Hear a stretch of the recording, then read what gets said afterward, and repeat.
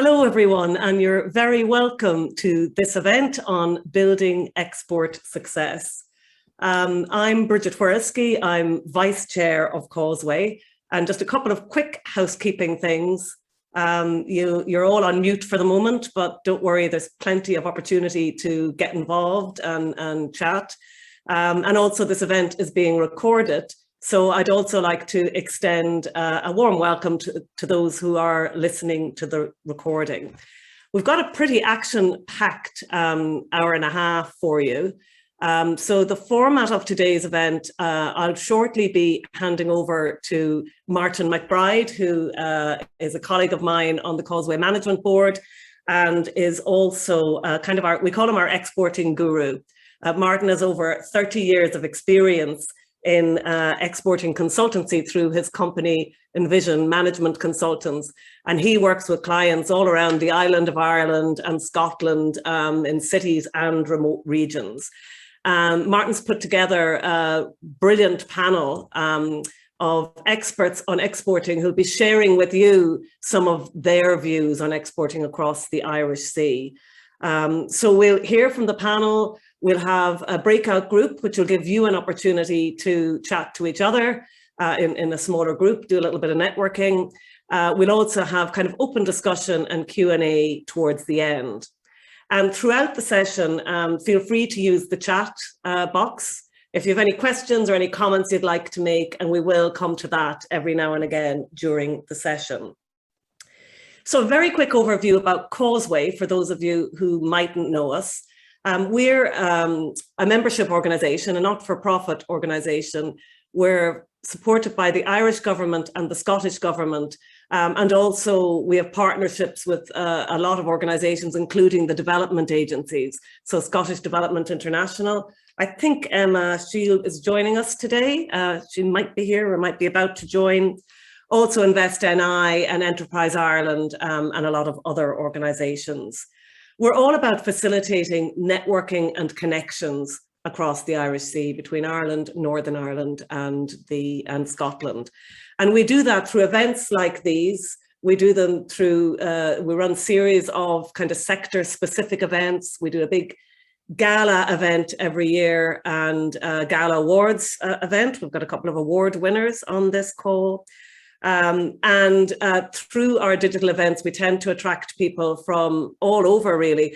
On this call that I know of, we've got people from Dublin, Wicklow, Belfast, Sri Lanka, Donegal, Aviemore, Edinburgh, Glasgow, a whole load of places and others that I haven't mentioned. So welcome to you all. I'd like to give a special welcome to Katie Mcneil, and Katie is the new head of the Scottish Government office in Dublin. Katie's joining us from Aviemore today and will soon be moving to Dublin. We were chatting about how easy it is to get accommodation, find property in Dublin before this event opened. And you may be aware that Scotland and Ireland launched a bilateral review early this year. And key to that was the importance of boosting trade between Ireland and Scotland. We already have a really strong trade link, but there's opportunities to really strengthen that. And the work that we do in Causeway plays right into that space. So Katie, we're delighted to have you here. I'm going to hand over to you now to say a few words, and then we'll go straight from Katie over to Martin to introduce the panel. Yes, thanks very much for that introduction, and thanks for inviting me along this evening. I really enjoyed the Causeway Awards dinner last month, a stunning event in the Assembly Rooms in Edinburgh. But yes, as Bridget said, I'm joining you today from Aviemore in the heart of the Highlands and in the heart of the Cairngorms National Park, which is very close to where I grew up. And so I really appreciate this focus on businesses outside of some of the main urban centres of our countries. It's a thing that is particularly close to my heart as well. So as we've just said, I have just taken up post and I've not yet moved to Dublin, but I will be back over there for St Andrew's Day. So I hope to meet some of you in person there, or as I travel further around Ireland in the months to come. I think it's really clear that at a time when so much is changing and uncertainty is high through, we're still learning what Brexit means. And of course, we still don't quite know from the UK government what actions they are going to take and what impact those are going to have. I think because of that uncertainty, it's really all the more important that we take the opportunity to connect and to learn from each other. And so networks like Causeway and events like this are particularly important at this time. As we've also mentioned, Scottish Government and Irish Government have signed up collectively to a bilateral review, and that puts a particular focus on trade, business and the economy, and also on remote, rural, island and coastal communities. So I think that there's a huge amount in common here, and I'm really looking forward to hearing from both the expert panel on what the experience is of exporting and also from everyone else who's here for networking. The review, and I'm sure we can share that with you, is really, it sets out a whole range of areas for cooperation that's going to drive our work in the future alongside the export growth plan. And I'm really delighted that Emma Shill from SDI, who's also based in Dublin, has been able to join us tonight. And I'm sure both of us would be delighted to connect with any of you. And I'll just wrap up by saying I hope we all have a really productive session this evening and look forward to meeting you soon. Thanks very much.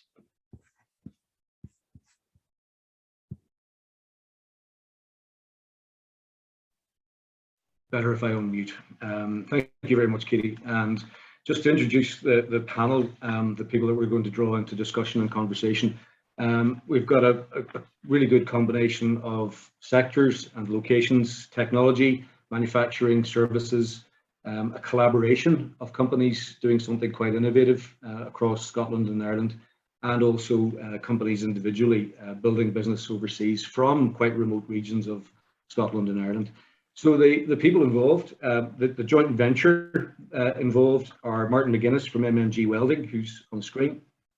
Martin and MMG are experts in marine engineering, working in the fishing industry and supporting the fishing industry in Killybegs, and developing into marine engineering, also supporting offshore and the offshore industry that started off in Killybegs really with the Corrib field and is now positioning itself for the development of offshore wind.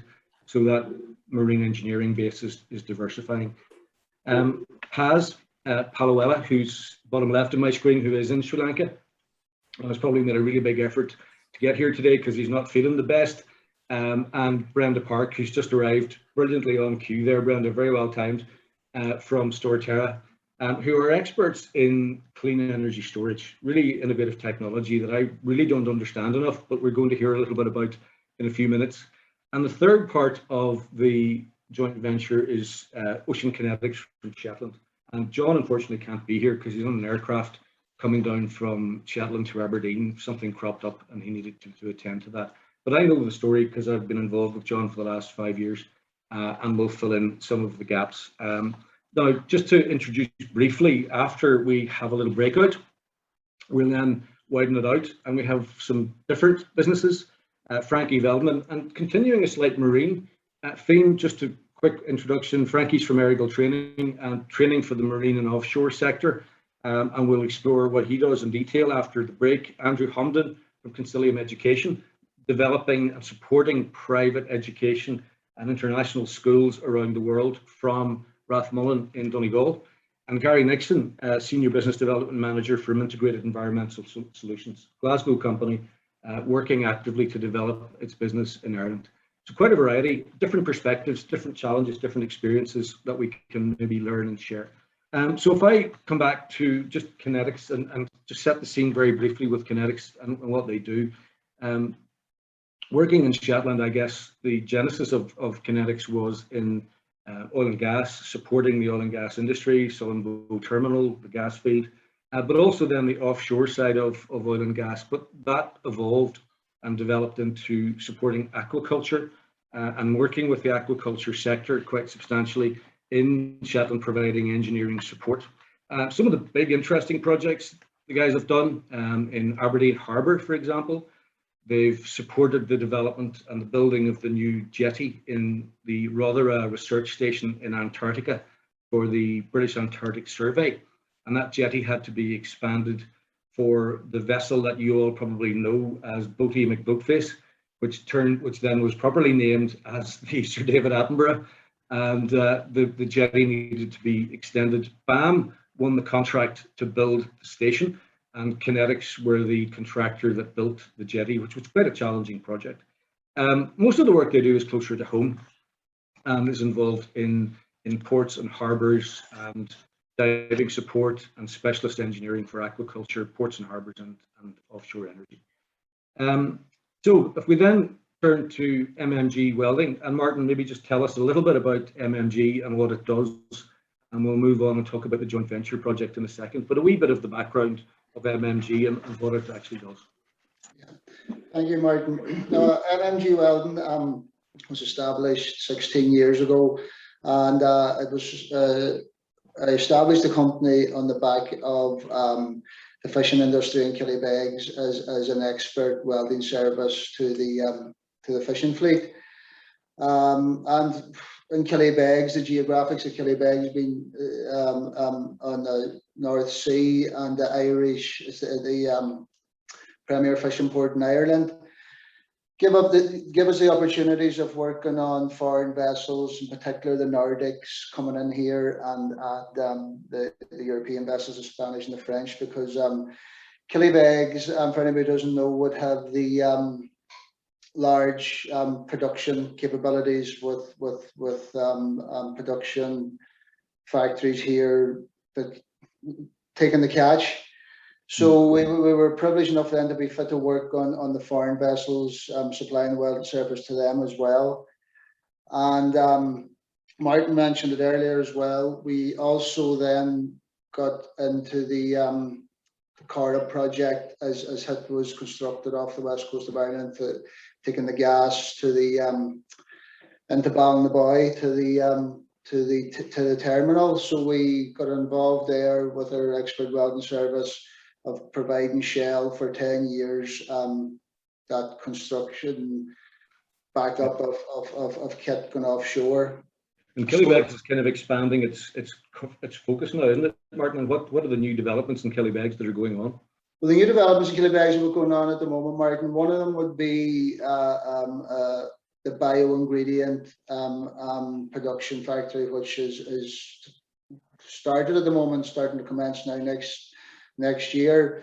So that's a value-added product to the pelagics, and also Killybegs, having a history in marine engineering, we're really much identifying that we can turn our skills towards the offshore energy space to develop and support this new industry that's coming down the line. So we're very focused on them two things at the moment. Yeah.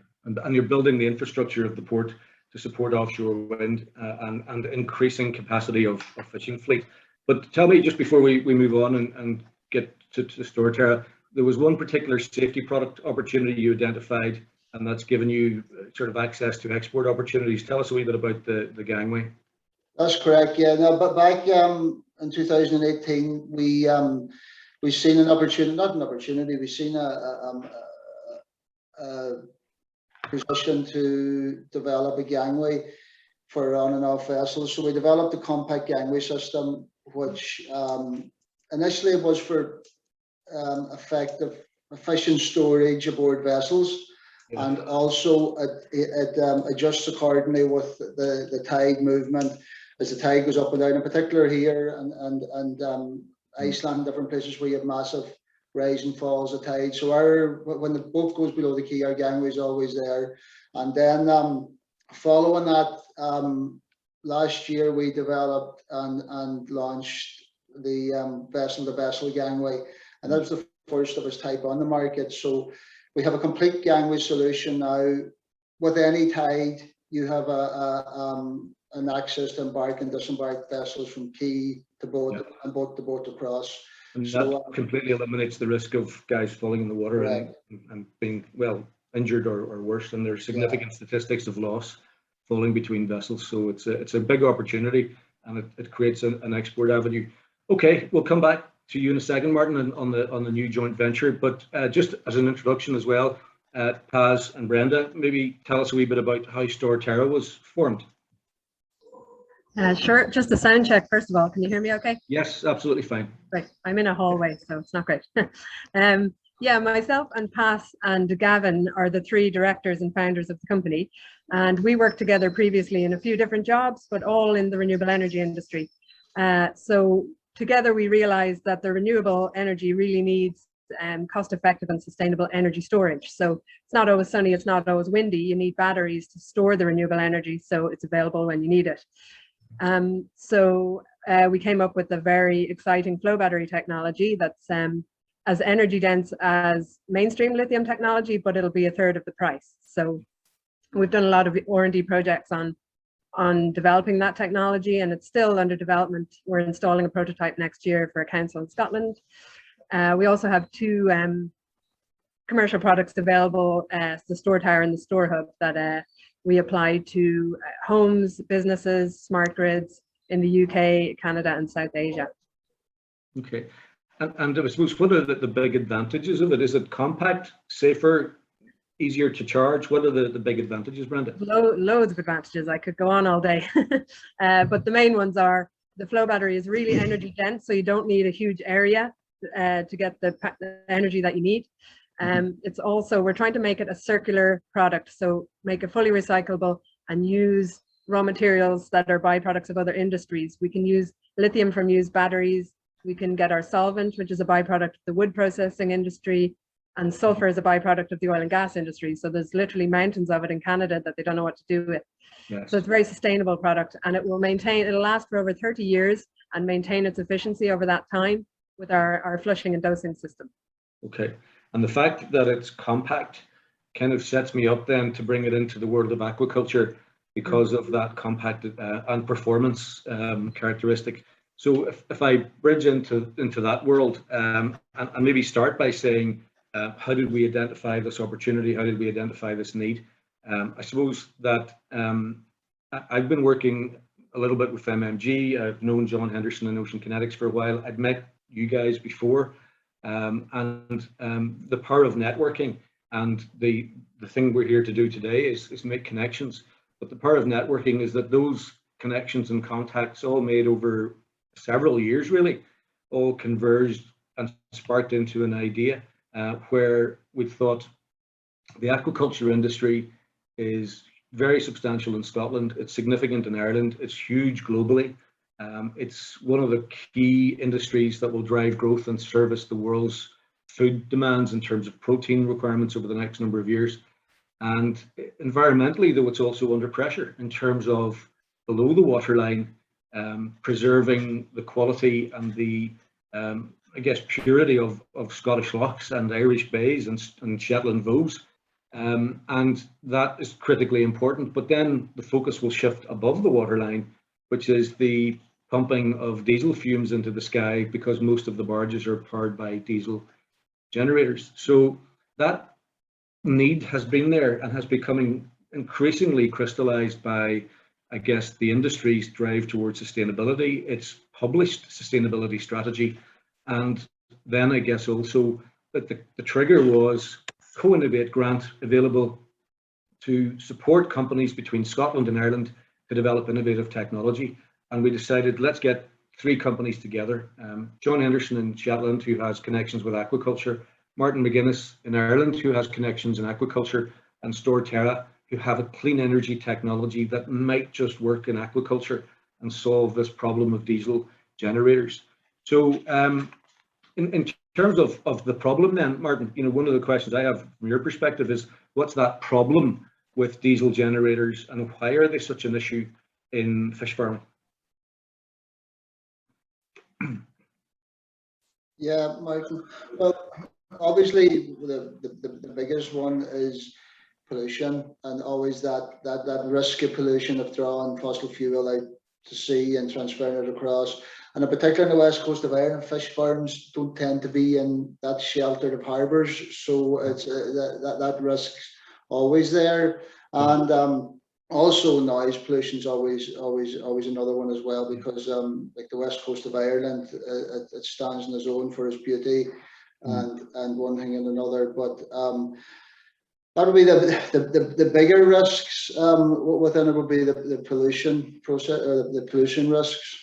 Yeah, and I think everybody thinks of the diesel emissions, but actually in a marine environment with a lot of rise and fall and a lot of swell motion, you've got the risk of diesel loss in transfer is significant, and is actually quite concerning, as well as the noise.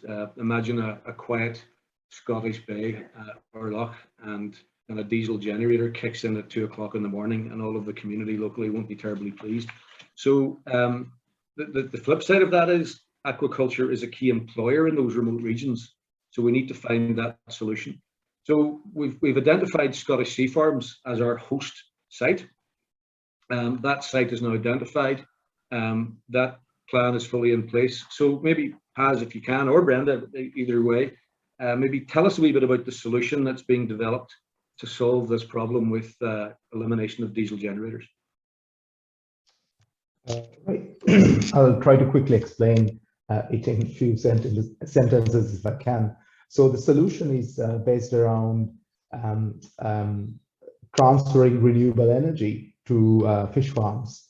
So one of the biggest problems is why you cannot connect fish barges to the mainland is cost of laying undersea cables. It's a very costly affair, because if you want to power a large fish barge, it consumes about 100 kilowatts. So you're talking about a very large cable which should run under the sea to the barge.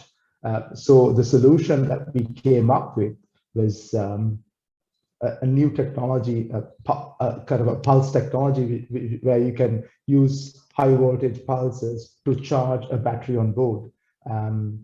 So we have done like the initial testing, and the testing seems to be fine. So what we can really do is, if you really look at like the energy consumption pattern of a fish barge, the diesel generators, you have to keep the diesel generators switched on all the time, but it do not consume all that energy. So you have a very low base load just to keep the lights on, or maybe computers and other little equipment on. And then there's like a good 8-hour period where you're powering like a small load, and you're running a 50 kilowatt or 100 kilowatt generator just for that. So what we are really doing is just like powering that base load using a small cable, and we are using that pulse technology to store enough energy on board so it can power the big loads like pumps and I think blowers. I'm not an expert on fish barges. So you can, there are blowers that pump the food into the cages. Yeah, so you can power them using the battery, which we are going to keep on board, and then we're doing something else there, something really important. Like for example, if you look at places like Shetland and Hoy, you actually cannot generate renewable energy in these places because the grid is saturated. The DNO, like basically SSE in these areas, the district network distribution network operator, will not allow you to generate any renewable energy, which means even if you want, you cannot power the fish barges using renewable energy. So what we have done is we have come up with a solution where you can use renewable energy on land without getting connected, without connecting them directly to the grid, but we will use it behind the inverter and export all that renewable energy into the barge. So by doing it, we are not just electrifying and replacing a diesel generator, we are using renewable energy to power the fish barges. So that's it. Sorry if I took longer there. It's clean, it's self-contained, it's off-grid, and it's low. The cable required is low voltage because of the technology, and it's cost-effective. So it addresses all of those requirements. And Scottish Sea Farms are fully on board with that project. And I suppose just to conclude, the the market potential. You know, there are over 3,000 fish farms within the sort of northern European area, all of whom are using diesel generators, and all are going to have a torch shone on them very much in the near future for basically to change that. So it's a huge opportunity, it's huge potential. The competition at the moment is diesel generators or hybrids that are using terribly old lead acid battery technology. So this is a phenomenal opportunity, and it's come about and enabled by, I guess, the skill sets, the market knowledge, and the technology expertise of 3 companies coming together. And when the concept is proven, taking that to market as a joint venture and commercializing the opportunity. So, okay, thank you for that. It's short and sweet. It just gives a bit of an overview of the opportunities and what can happen from networking. Because, you know, I first met John 5 years ago, met Martin 2 or 3 years ago, I met Brenda in an entirely different setting. And then the ideas sparked as an opportunity to connect people and say, you guys can solve this. And actually, it's pretty much been solved. And now it's about to be proven and taken to market. So thanks for that. I think now we're going to hand back and have a bit of a breakout session discussion, meet some people, and then we'll meet the other panel members after that discussion. Yeah, so we're going to open up the breakout rooms. It's going to be about 5 or 6 people in a room, and we're going to have a starter topic where we're going to kind of, where you can introduce each other, what brought you here today, and just have a chat about how we can support collaboration and trade between Ireland, Northern Ireland and Scotland. Okay, I'll open the breakout rooms now. Enjoy.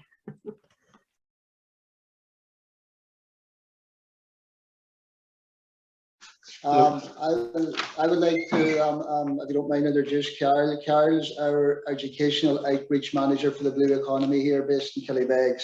Right, very good. So he's quite. Oh, you've gone on mute. You've gone on mute. Apologies. No, as I say, that's what Carol is. He's our educational outreach manager for the Blue Economy cluster of companies here in Killybegs. A quite exciting guy that you're just going to see plenty of now for the future. Excellent. And is that about increasing the skills base in Killybegs in terms of engineering skills, welding skills, fitness skills, right across the board?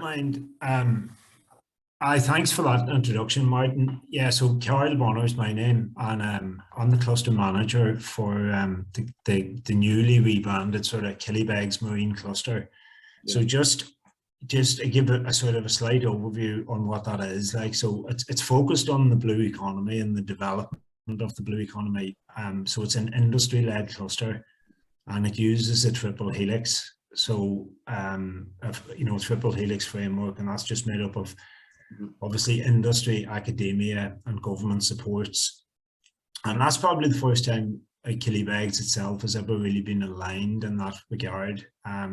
So it's not just focused on skills.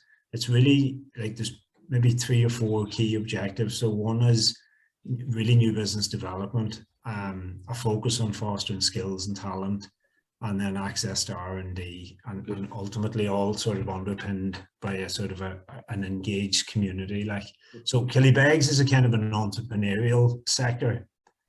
And now obviously we're trying to progress and be sort of more aligned with academia and education and stuff. Yeah, absolutely. And build the skills base. No, it's a big challenge across the board. Okay, is everybody back? Because I can't see if everybody's back. Yeah, everyone's back. So, okay, so I can pick up now with Frankie and Carl. We should talk again, both online and offline, maybe in Killybegs at some stage too. So Frankie, if we can pick up with yourself, if that's all right. I've only met Frankie fairly recently, and I thought, interesting business, hadn't known about it, and I thought it was a good fit, and it's an interesting opportunity to build his business in Scotland. And maybe before we get into the detail of your business, Frankie, just maybe go back a wee bit and tell us about your background and your history in terms of oil and gas and what you've been doing, and I suppose it created the foundation for the business. Yeah, I suppose, well, I've been involved in the oil and gas sector now 26 years. And I started over in Scotland. That's where I first had my start. I've worked quite a bit around the world, many different countries. So started in Scotland, did a wee bit of work up in Norway, up in Denmark, off Holland, Martin mentioned earlier on there about the carb field. It was down in the carb field off the west coast of Ireland. We discovered oil and gas down there. Did a lot of work off the west of Shetlands, and down in Myanmar there recently. So yeah, we 26 years in the industry. Right. So that's given you a really good foundation in terms of all the health and safety issues, the training requirements that are needed in the business, really.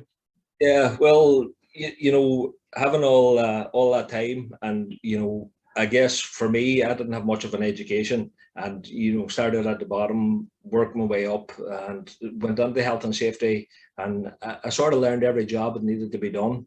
So I'm in a good position that I know everything that's that can hurt you or harm you, and just yeah, I'm mostly into training now.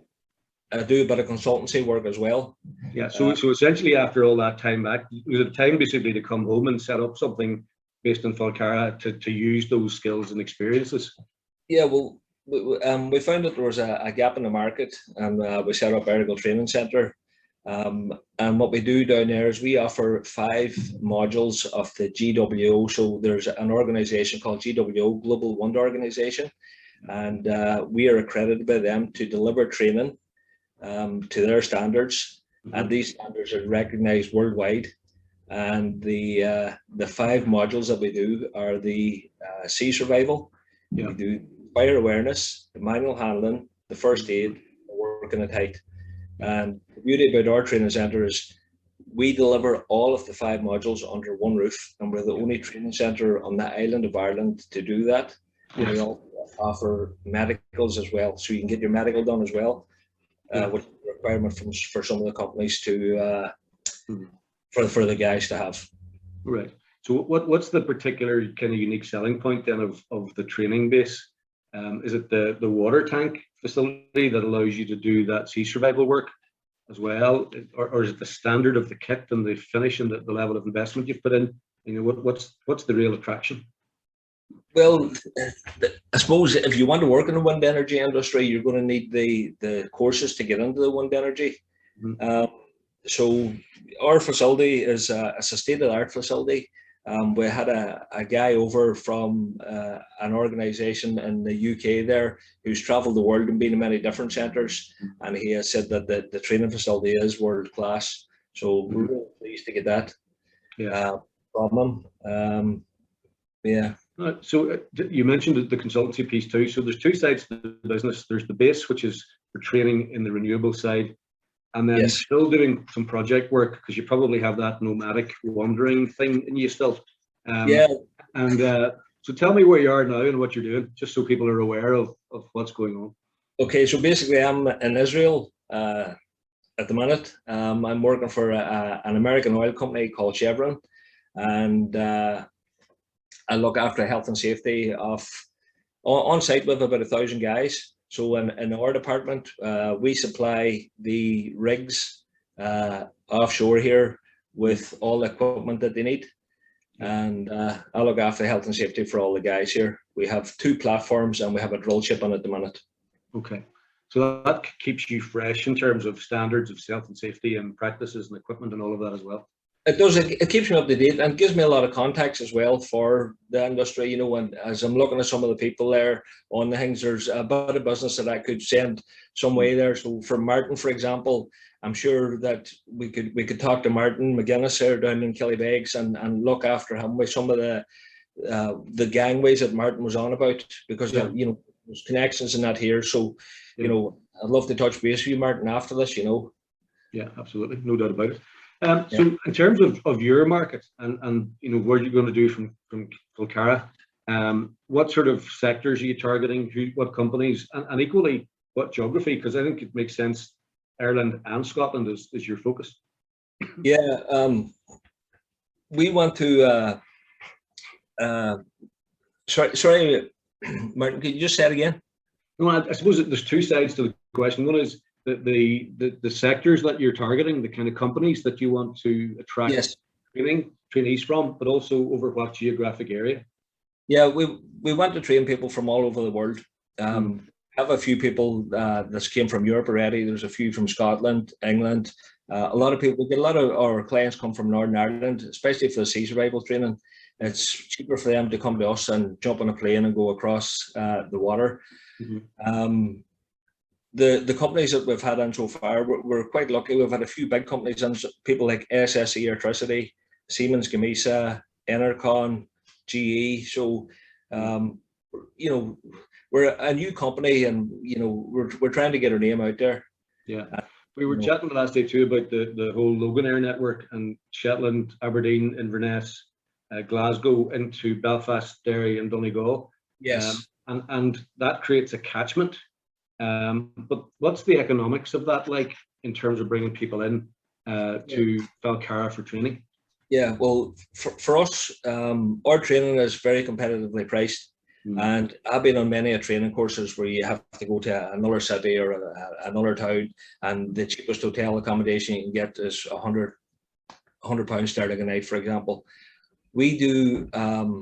We have an agreement with a few of the local hotels here, where we can get accommodation at a lot cheaper rate. And if you take the overall cost of somebody coming on a 5-day course, it actually works out cheaper coming to Donegal. Yeah.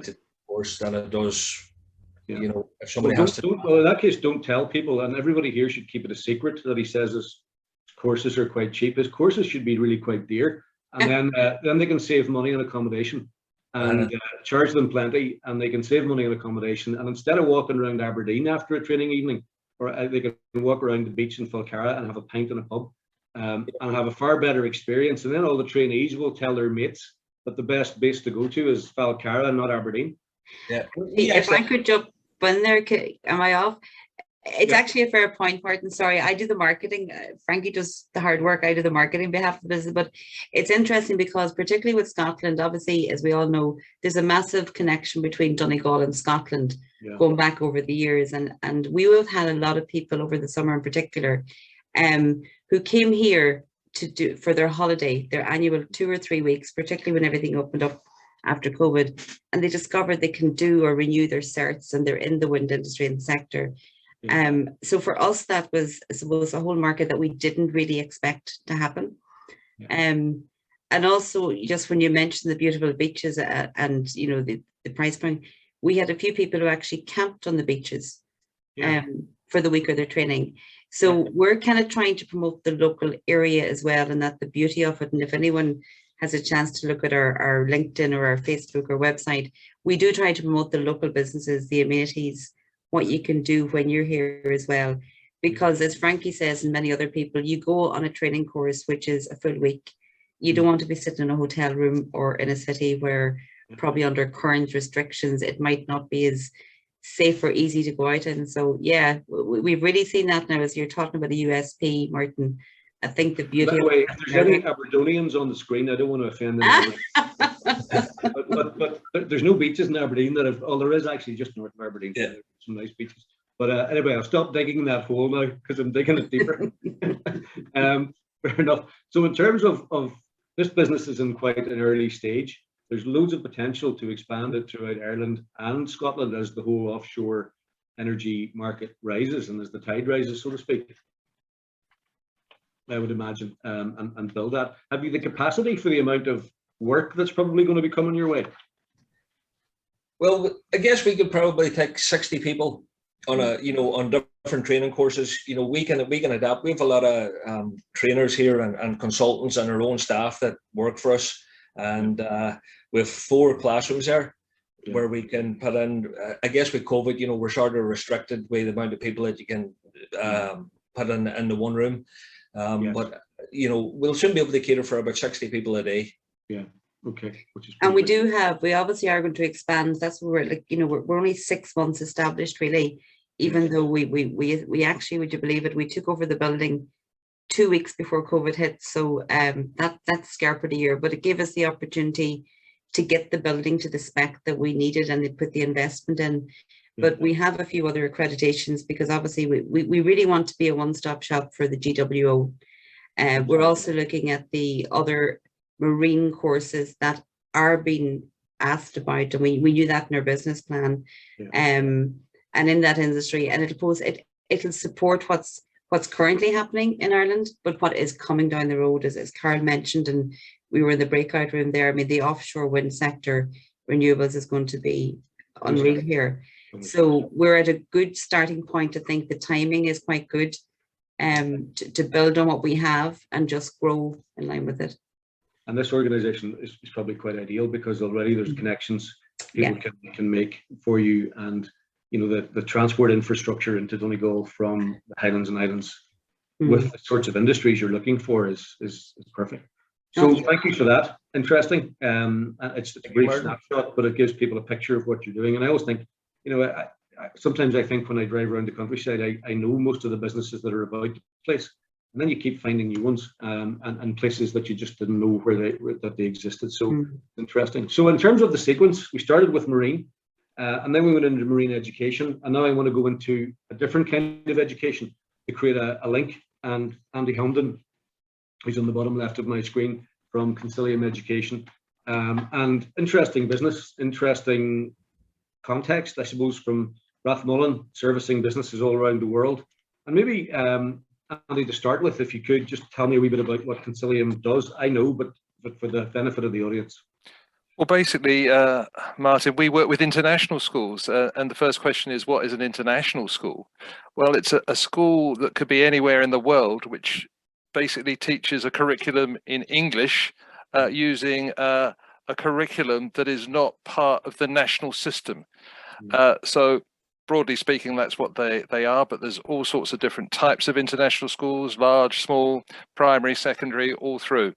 And what we do, having spent, my colleagues and I, having spent most of our lives and careers working in international schools, is we help international schools to look at their strategic planning, their expansion. We help them look at ideas for developing niche aspects of their offering in a community. We manage projects for them, do analysis, that kind of thing with the actual schools that exist already. And there's coming up 15,000 international schools fitting that broad definition around the world. And most of them, the majority, are offering some kind of British international curriculum as part of their offering in their own country. We also work with schools in the UK, including schools in Scotland.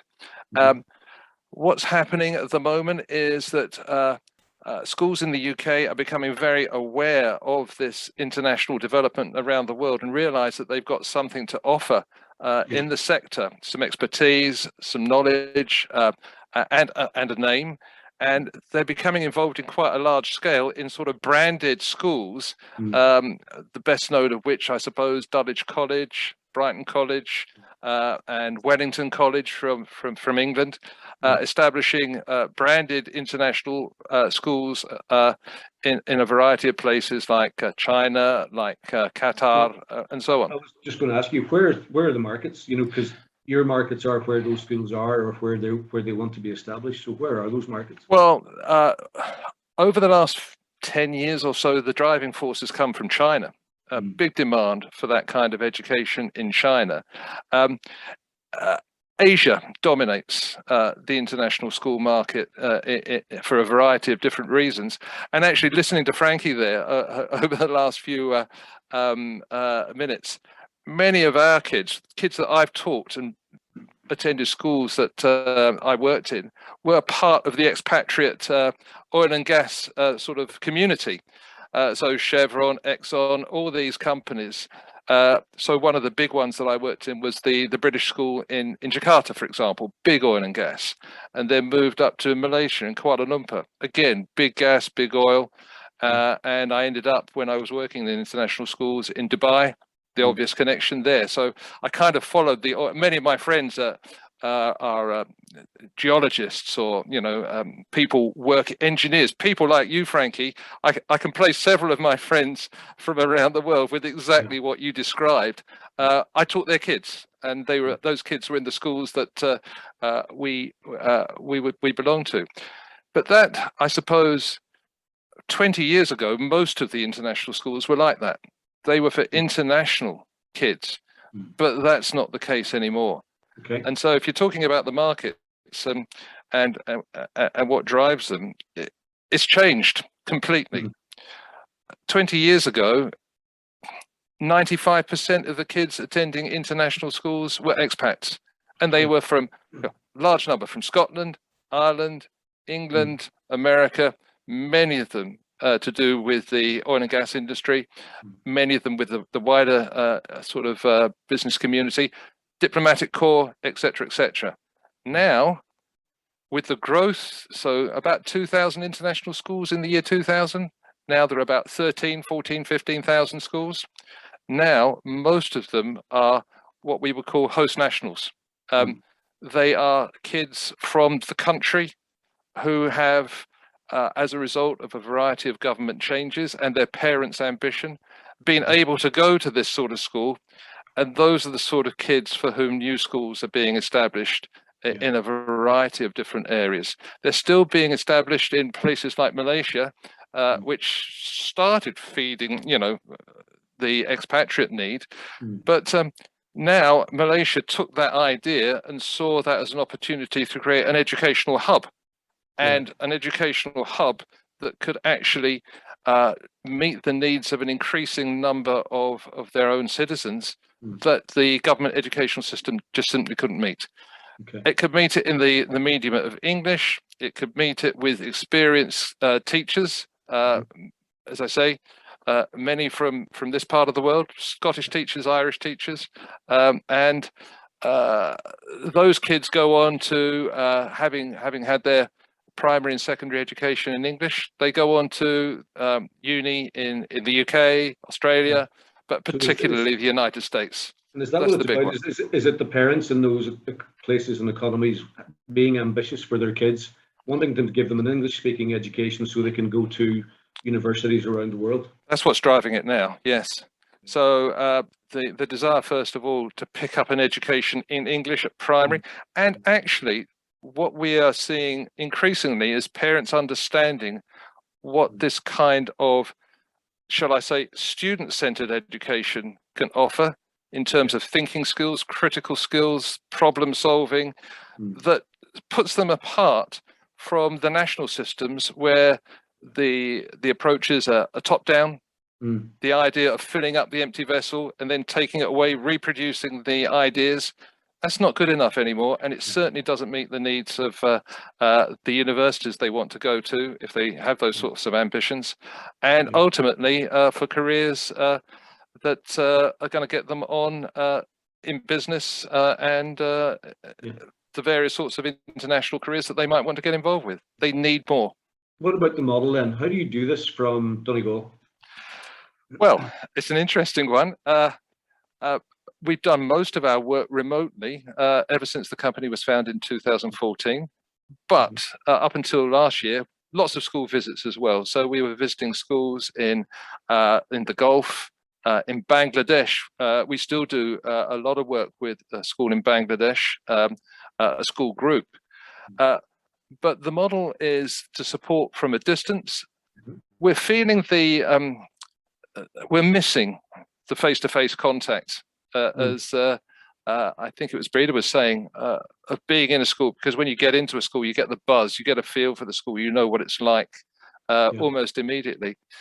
Nevertheless, we can do a lot from a distance. So we've had 2 big contracts with a leading school, for example, in Korea. In fact, they won the International School of the Year award this year, which was great, didn't do us any harm.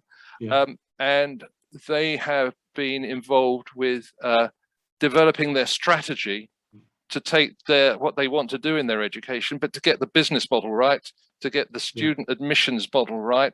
And one of the things that we will do is we will analyze the capacity potential of a school, and a lot of the feasibility work that we do is designed to bring an ideal capacity as close as you can to the ideal admissions for a school.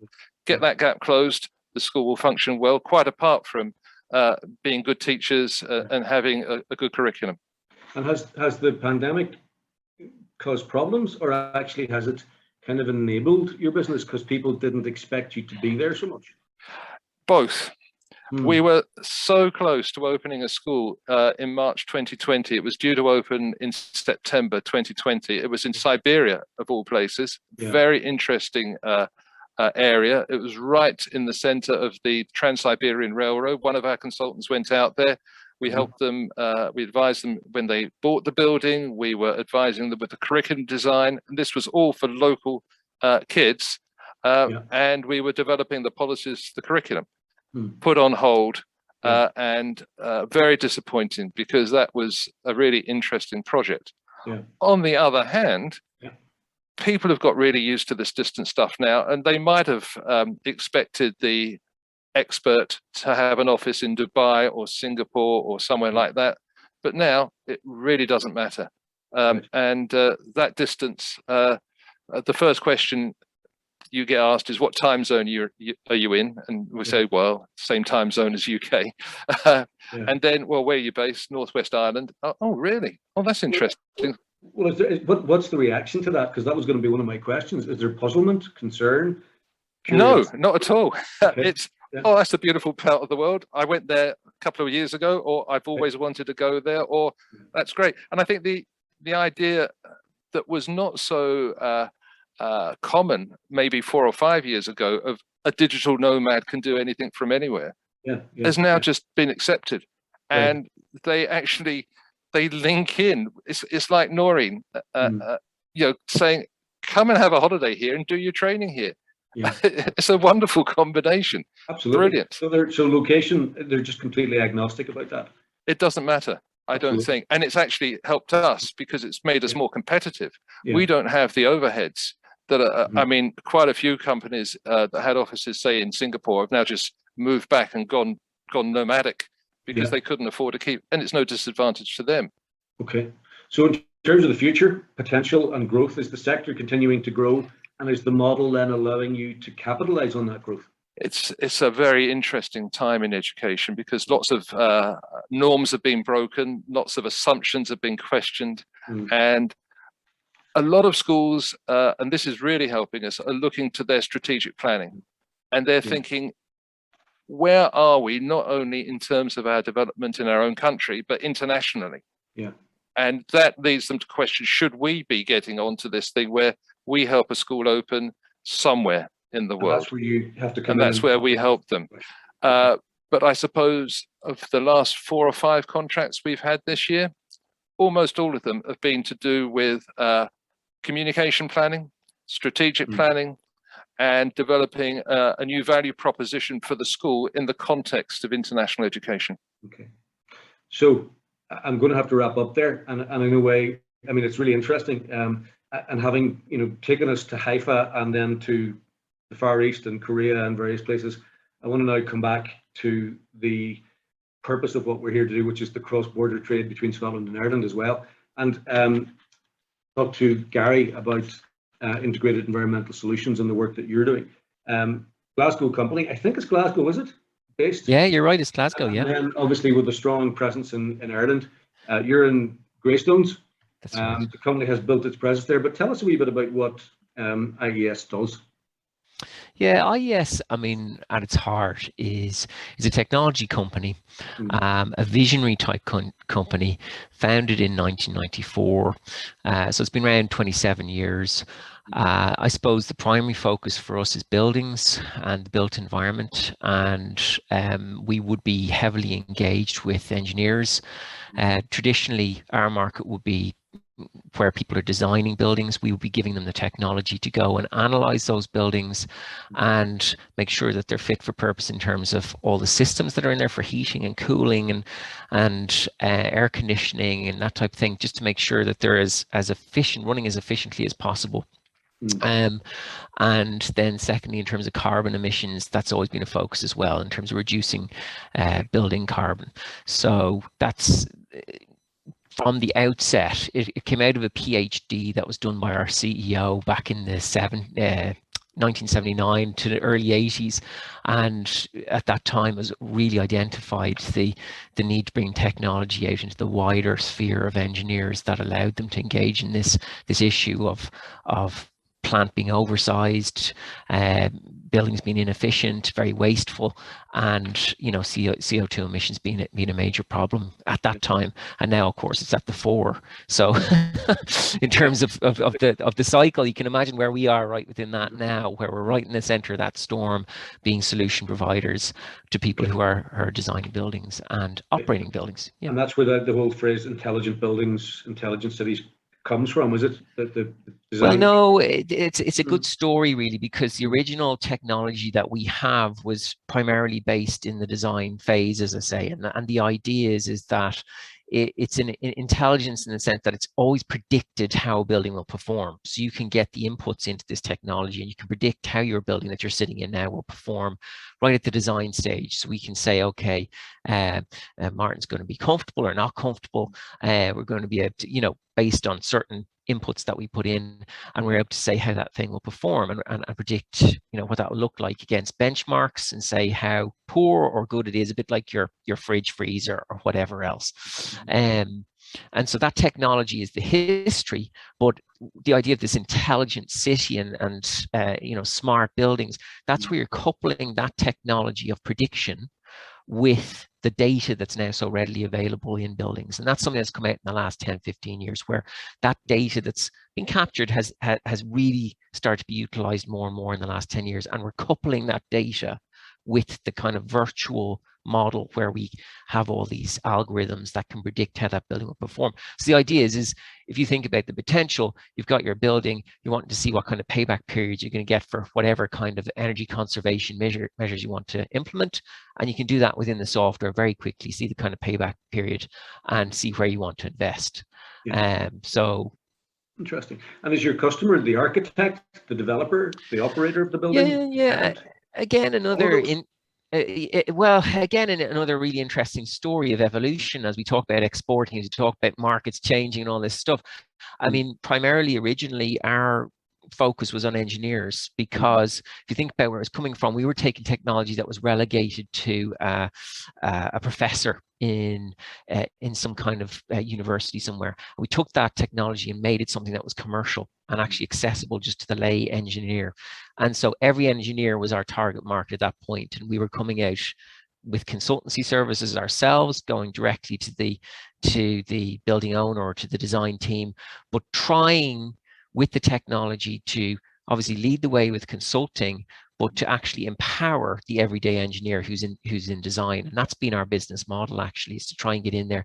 And so that's why we've been successful over the years and become market leaders. So now pretty much every consulting firm you could think of in the UK, Ireland, and in many other countries around the world, Australia, wherever, use our software at the design stage of a building. So it's... So at what stage did you take the leap into the Irish market? Yeah, so what happened was that the company was founded in 1994, and this technology was very much so, I suppose you could say, a bolt-on. And there was kind of the calculations that were done around buildings was really quite simplistic, and that was just historic because you didn't have the computing power and all that sort of stuff, and engineers just used simpler calculation types. This type of calculation that we use is much more sophisticated but much more accurate. And so, you know, when you're going into buildings that are more cutting edge and more sophisticated in terms of their systems and really wanting to pull down the energy consumption and the CO2 emissions and lowering the risk of undersizing plant, if you think about it in that way. So if someone was to go in and put in too small a boiler into the building, you can imagine what would happen. There'd be awful complaints, to be a disaster. So using this technology, you could have much better predictive kind of algorithms in there. So the idea was Scotland started in there. And then when you think about compliance and building compliance, the European Performance Directive really drove a lot of the compliance stuff that happened in the UK around the Part L. And that's one of the standards that you have to get through to get your building through planning, and also to get it built at all, is you have to show that your building is up to a certain standard with regards to energy and carbon. And that was fine in the UK. And then as you can imagine, things happen where some things come from the UK into Ireland, and that was foreseen. And so with regards to Ireland, we changed our regulations around 2008, and so that was a big driver for us to come here. We arrived in Ireland in 2007. Now there was groundwork that had been done here with regards to a company that was reselling our software here and doing consultancy services using our software, which we ended up purchasing. But that kind of, I suppose, had given us traction in the consultancy market already. And then we came in and brought the expertise that we had in Scotland and brought that here. A big driver for us was we were already embedded in some of the educational universities, and so we actually had a talent pool here as well, and that's been a big reason as to why we still have a very thriving office here and growing office in Dublin. Our Irish office is focused on consultancy, so we engage in a lot of the big projects that anyone who's in Ireland would look out at and see, you know, the skyscrapers and all that sort of stuff on a consultancy basis. But then we're empowering all the you know, consultants around the place, and then we do a lot of research and development, which is there again primarily, you know, we play a big part of that in Dublin. But it's the talent pool. Yeah, what Carl was saying earlier on, building a business or building a sector is about getting right down into the colleges and building that talent pool with you. What was the breakthrough in Ireland, or was it a gradual thing because you were initially servicing it from Glasgow, or was there a market entry thing that said this is what convinces us there's an opportunity? Yeah, no, I really think it was the compliance piece. We would have been seen as very much a high-end tool that would have been, even when I was using it in university and engaging with engineering in university, you know, this type of technology was very much kind of relegated to nice to have, kind of really high-end buildings where people have loads of money and particular interest in sustainability, to then when the regulations changed around 2008 in Ireland, that becoming regulatory and compliance based. And that was a huge change for us as a company, from being X level company to exponentially driving our revenue up and our client pool. So compliance was a big part in that. And then to go hand in hand with that, it's about lowering risk for the different clients. So having our consultancy and the supporting and the mentoring and the training alongside that has been a big factor to our success and being able to empower people to go and do these kind of new technologies and get out there. And that's still what we're doing today. Excellent. And just as a matter of interest, is the Dublin base servicing Ireland, or is it actually also exporting to other markets? Primarily it's servicing Ireland. We're actually so busy in the Irish market at the moment, as you can imagine, that it's been just mental. But if you also think about the recession that happened, you know, 2009, 10, 11, 12, those kind of 4 years primarily, the built environment in Ireland just absolutely collapsed. And that's where I suppose we supported each other, you know, because the Scottish element could lean on our expertise, and we brought an expertise that actually at that time didn't exist to the same extent as it did in Ireland. So in that sense, we exported knowledge and were able to support, but we were actually servicing our US market primarily. So we kind of worked hand in hand, the Scottish and the Irish. But the Irish, of course, or the fundamental piece of this is the technology, which is from Scotland. That's what we're all about. That is where it comes from. That's where our development takes place, is in our Scottish headquarters, and still does. You know, it's exported from there. Yeah. And is Ireland, I presume it is, a central part of the growth and development of IES going forward in Ireland, but also internationally? Yeah, well, I mean, our drive is to double our company every 3 years. And the idea is that in Ireland, if you think about the investment that's taking place in all the buildings, and there's a whole new thing called environmental, social, and governance that's driving investors towards investing in certain types of properties and portfolios and all that sort of thing. And so our software and technology lends very well into that, because if you're thinking about portfolios of buildings and the type of stuff that we can do, where we can go in and make those, you know, validate or quantify those buildings as being sustainable buildings in terms of, first of all, being very energy efficient, secondly, identifying where renewables can be utilized and where there is that energy consumption already efficiently managed, then we can meet that energy requirement with renewables. And so being able to model that virtually and connect everything together, as you can imagine, we've got partnerships at ESB type level. So kind of all that, if you think about the electrical demand, supply kind of issues that are there at the moment, we're working in that area. We're working now, it's all scaled up. So the type of people we're now engaging is entirely, as well as the designers that we've been engaged with for 27 years, we're now engaged in a totally different whole new landscape. Yeah, exactly, from facilities managers to absolutely investors. You know, it's all kind of depending on which different piece of the pie you're looking at. Yeah.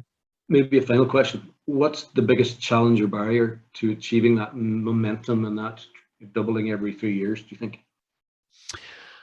I think primarily the biggest one would be, to some extent, it's a top-down will always be the thing that will drive the actual linchpin, like the actual thing that will drive big exponential growth for us. And that's where you need the governments. That's why COP26 is exciting, and seeing different budgets coming in and whatever else. But that's where it's coming from, a government level, where, you know, they're linking in with the investment funds and seeing the things that are needed, bringing the compliance, bringing the drivers there. I mean, other drivers are things that just are the market itself, and that's kind of coming up from the bottom, and that is what is driving it. I mean, what are our biggest barriers? Our biggest barriers remain the same as always, and that's just to try and change the current mindset, to the current trends, to try and show the new way of thinking, to educate people, but to do that in a as low risk a way as possible. And that's what we try and do through quantifying the changes that can come through our technology and showing the benefit. Proving the business case. Proving the business case and the value, and, you know, making it a no-brainer for people, really. And yeah, so you know, building stock out there now. What are people looking for that they weren't, you know, all those years ago? Number one in the last few years, health and well-being. That's if you think about it, even that, you can all engage with that. Health and well-being is a massive thing that now that we've got smartphones, a lot of us can tell, is this building good for me or bad for me? What's the CO2? We're thinking about CO2 now because of COVID. You know, that's all monitored now, and that's all part of what we bring to the pie up front. Yeah, it's all coming in. Okay, thanks, Gary. I mean, another interesting set of issues, challenges, dimensions, ambition. I mean, that's one of the things we didn't so much cover with some of the other guys. The scale of the opportunity, you know, with the joint venture guys earlier.